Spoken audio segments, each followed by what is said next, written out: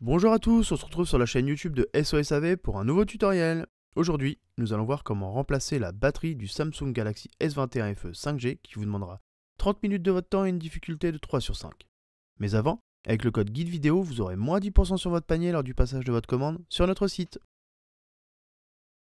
Commencez par éteindre votre téléphone. Une fois celui-ci éteint, éjectez le tiroir SIM à l'aide de l'outil SIM, puis chauffez tout le contour de la vitre arrière à l'aide d'un sèche-cheveux ou d'un décapeur thermique durant 20 à 30 secondes pour ramollir le sticker qui la maintient en place. Appliquez la ventouse sur le bas de celle-ci, puis tout en tirant sur la ventouse, insérez le médiateur en métal troué entre la vitre arrière et le châssis du téléphone. Une fois l'ouverture créée, remplacez le médiateur en métal par ceux en plastique, puis faites le tour du téléphone afin de séparer la vitre arrière du châssis. Si jamais vous rencontrez des points durs lors du passage des médiators, n'hésitez pas à rechauffer légèrement la partie qui vous pose problème. Faites attention au niveau des capteurs de caméra, le passage risque d'être un peu plus dur, il faudra bien sûr y aller progressivement.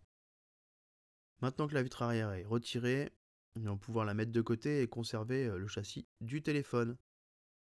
Afin de retirer la plaquette supérieure qui comporte la nappe induction, dévissez les 9 vis cruciformes qui la maintiennent en place. Décollez la nappe induction sur le bas de celle-ci au niveau du haut-parleur externe. Puis soulevez le cache carte-mère à l'aide du levier en nylon et faites-le basculer vers le bas car la nappe est encore connectée à la carte-mère. Afin de mieux voir cette partie, nous avons retourné le téléphone, puis déconnecté la nappe de l'induction afin de retirer tout ce bloc du châssis. Voilà, nous avons maintenant accès à la nappe de la batterie, nous allons donc déconnecter celle-ci, toujours avec le levier. Passons sur la partie basse, dévissez les 6 vis cruciformes qui maintiennent le haut-parleur externe en place dans le châssis, puis retirez-le à l'aide du levier en nylon, en faisant le levier de part et d'autre. Une fois retiré, comme vous pouvez voir, nous avons accès au connecteur de charge, donc déconnectez la nappe de l'écran, puis la nappe d'interconnexion, et enfin la nappe réseau. Nous allons retirer complètement ces nappes. Une fois le connecteur de charge déconnecté, passez sur la carte mère, déconnectez la nappe du LCD, la nappe d'interconnexion, et enfin la nappe réseau. Voilà, nous avons accès à la batterie. Donc pour retirer la batterie, le mieux c'est de chauffer l'écran à l'emplacement de la batterie pour ramollir son sticker. Vous pouvez chauffer durant 20 à 30 secondes. Une fois la batterie chauffée, munissez-vous du médiateur en métal et insérez-le sur le bord de la batterie afin de faire levier avec le côté plat du médiator pour ne pas l'endommager. Une fois celle-ci légèrement décollée, vous pouvez insérer la carte en PVC afin de venir décoller la batterie du châssis. N'hésitez pas à forcer légèrement, c'est un sticker qui est assez épais sur ce modèle. Avant d'installer la nouvelle batterie, n'hésitez pas à vous abonner et à activer les notifications pour ne manquer aucune de nos vidéos. Voici la nouvelle batterie. Il vous suffira simplement de retirer l'adhésif de protection qui se trouve dessous, puis à venir l'installer dans le châssis du téléphone.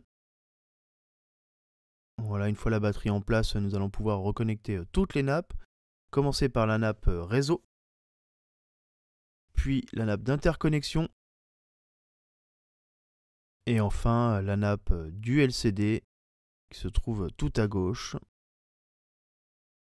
Une fois les nappes reconnectées, nous allons pouvoir réinstaller le haut-parleur externe sur le bas du téléphone. Pour cela, venez le clipser dans le châssis. Une fois celui-ci en place, revissez les 6 vis cruciformes qui viennent le maintenir en place.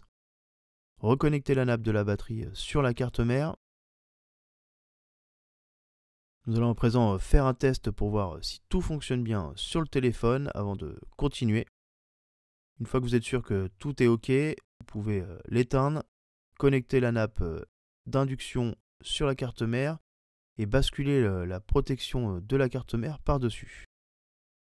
Une fois en place, il ne vous restera plus qu'à revisser les 9 vis cruciformes qui maintiennent le tout en place dans le téléphone.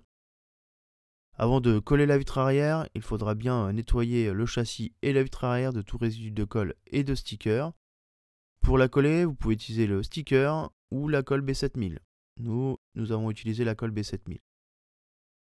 Appliquez un léger filet de colle sur tout le contour du châssis du téléphone et venez appliquer la vitre arrière dessus. Si celle-ci est bien en place, il ne vous restera plus qu'à la mettre sous presse avec des petites pinces ou sous des livres souples pendant une bonne heure avant de pouvoir réutiliser votre téléphone. N'oubliez pas non plus de réinsérer le tiroir SIM. Maintenant que le téléphone est prêt, il ne vous restera plus qu'à l'allumer. Le tutoriel est maintenant terminé, retrouvez-nous sur nos différents réseaux sociaux et à bientôt sur la chaîne YouTube de SOS AV.